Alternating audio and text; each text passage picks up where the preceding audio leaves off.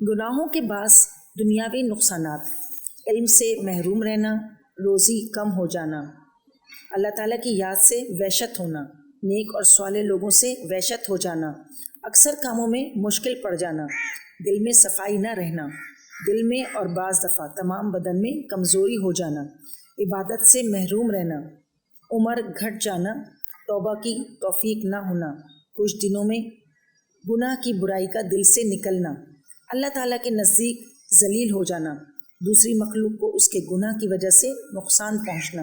اور اس وجہ سے ان کا اس پر لعنت کرنا، عقل میں فتور آ جانا، رسول اللہ صلی اللہ علیہ وسلم کی طرف سے اس پر لعنت ہونا، فرشتوں کی دعا سے محروم رہنا، پیداوار میں کمی ہونا، شرم اور غیرت کا جاتے رہنا، اللہ تعالیٰ کی بڑائی کا دل سے نکل جانا، نعمتوں کا چھن جانا، آفات بلاؤں کا ہجوم ہونا،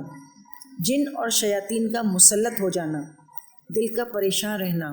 مرتے وقت منہ سے کلمہ نہ نکلنا، اللہ تعالیٰ کی رحمت سے مایوس ہونا اور اس وجہ سے بغیر توبہ کے مر جانا۔